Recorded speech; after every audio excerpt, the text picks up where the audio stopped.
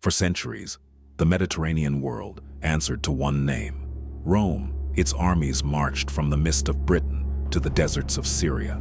Its laws governed tens of millions. Its roads stitched 3 continents together. Its emperors commanded wealth beyond imagination. And yet, this power, this vast imperial machine, began as a cluster of huts on a muddy riverbank in central Italy. No natural harbor, no rich farmland, no ancient dynasty behind it, just a small, exposed settlement on the Tiber. So how did that city, ordinary, vulnerable, unremarkable, rise to rule the known world?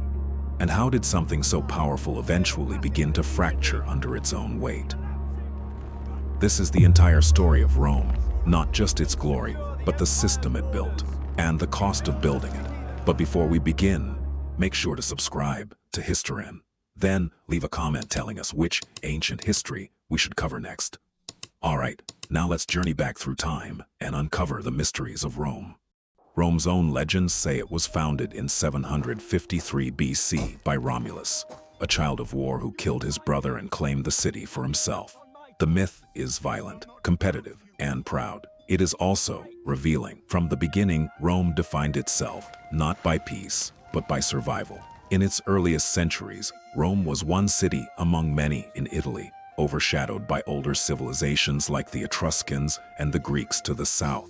It was ruled by kings. It borrowed ideas. It struggled. Then, around 509 BC, Rome expelled its last king, and that decision changed everything. The Romans did not replace monarchy with democracy. They replaced it with something harder, a republic. Power would be divided. Offices would be temporary. Authority would be checked. No one man would rule for long. The system was competitive, often chaotic, deeply unequal, but it created something explosive: ambition inside structure. Roman elites fought for glory, but inside a framework that bound them to the state. Military command became the pathway to political power. Political power demanded military success, and Rome went to war, first against its neighbors, then against entire regions of Italy. But Rome did something different from its rivals. It did not simply conquer and withdraw, it absorbed. Defeated cities were punished, but many were also integrated.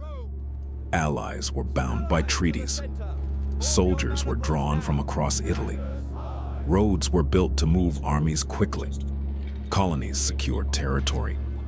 Rome built a manpower machine. By the 3rd century BC, what began as a city had become the dominant power in Italy. And then it collided with something far greater: Carthage, a maritime superpower, wealthy, established, dominant across the Western Mediterranean. The conflict between Rome and Carthage would become the Punic Wars, and they nearly ended Rome's story forever. In 218 BC, a Carthaginian general named Hannibal did the unthinkable. He marched an army and war elephants across the Alps into Italy. For over a decade, Hannibal devastated Roman forces. Entire legions were annihilated. At Cannae, tens of thousands of Romans died in a single day. Allies wavered, panic spread. Rome stood on the edge of destruction. But here, the Roman system revealed its brutal strength. It refused to surrender. It raised new armies. It absorbed catastrophic losses. It avoided decisive battle. It ground Hannibal down through endurance. While Hannibal roamed Italy, Rome struck Carthage elsewhere, in Spain, in North Africa. Eventually, the war shifted. Hannibal was recalled. At Zama, Rome won. Carthage survived, weakened. Rome did not forgive weakness. In 146 BC, after a third war, Rome destroyed Carthage completely. The city was burned, its people sold into slavery. The Mediterranean was now Rome's sea. The small city on the Tiber had become a superpower. But victory brought something new. Wealth flooded into Italy. Slaves poured into Roman estates. Small farmers, the backbone of the Republic's armies, were displaced. Inequality widened. Political competition turned vicious.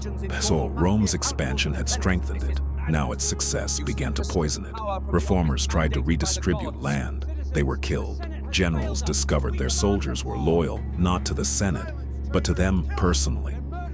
Armies became political weapons. The Republic's balance, once its greatest strength, began to crack. Civil war followed civil war. And from that chaos emerged a man who understood the system better than anyone: Julius Caesar, a brilliant general, a master of politics, ambitious beyond caution. After conquering Gaul, Caesar crossed the Rubicon River in 49 BC, an act of open rebellion against the Republic. Rome tore itself apart. Caesar won. He became dictator for life. And then, in 44 BC, he was assassinated by men who claimed they were saving the Republic. They were too late. The old system was already broken. Another round of civil war followed. Out of it rose Caesar's adopted heir, Octavian, cold, patient, relentless. By 31 BC, Octavian had defeated his final rival. He did not declare himself king. He did not restore the old republic. He reinvented Rome. Under the name Augustus, he kept republican forms, Senate, elections, traditions. But real power flowed through him. The army answered to him. The provinces answered to him. The state stabilized around him. The republic was gone. The empire had begun. For 2 centuries, Rome reached heights no Mediterranean power had ever known. Its borders stretched from Britain to Mesopotamia. Cities flourished. Trade networks spanned continents. Engineering reshaped landscapes. Law became systematized. Citizenship expanded. The empire was not equal. It was not gentle. It relied on taxation, hierarchy, and force. But it worked. The machine that had conquered Italy now governed the world. And yet, the same problem returned: scale. An empire so vast required constant defense. Succession was rarely smooth. Emperors rose and fell through intrigue, assassination, and military revolt. Plagues reduced populations. Economic strain deepened. In the 3rd century, the empire nearly shattered. Borders collapsed under pressure. Generals declared themselves emperors. Regions broke away. Rome survived, again, through adaptation. Emperors restructured the army, divided administration, strengthened borders. Eventually, the empire was formally split into eastern and western halves to manage its size. The east, wealthier, more urbanized, stabilized. The west grew fragile. By the 4th and 5th centuries, pressure intensified. Germanic groups pushed across weakened frontiers, sometimes as invaders, sometimes as desperate migrants seeking land within imperial borders. Rome could no longer fully control the forces it had once mastered. Its army was increasingly composed of non-Roman recruits. Political authority weakened.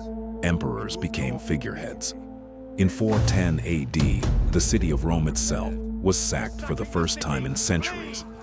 The psychological shock was enormous, and in 476 AD, the last Western Roman emperor was deposed by a Germanic general.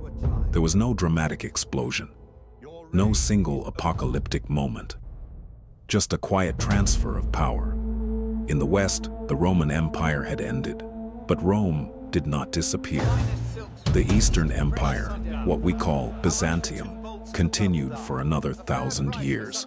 Roman law shaped Europe. Latin became the language of learning and faith. Roads, cities, and borders outlasted the emperors who built them. The idea of Rome, its authority, its prestige, its memory, became something later rulers desperately tried to claim. Because Rome had done something no small city had ever done before. It built a system that turned conquest into integration, defeat into adaptation, ambition into expansion. It survived catastrophe after catastrophe, not by avoiding crisis, but by reorganizing around it. Until finally, the scale of its own creation, its armies, its wealth, its politics, its borders, became too vast to hold in a single Western state. A village on a river became a republic. A republic became a superpower. A superpower became an empire. An empire fractured. And yet, more than 2,000 years later, we still measure power, law, citizenship, and statecraft against the Roman example. Rome fell in the West, but it never truly left the world it built. From a muddy crossing on the Tiber to the ruler of the Mediterranean, Rome's story is not just about conquest. It is about how disciplined systems can elevate a small city to global dominance, and how even the greatest machines in history cannot escape the weight of their own scale. That is how a small city ruled the world, and why its shadow still does.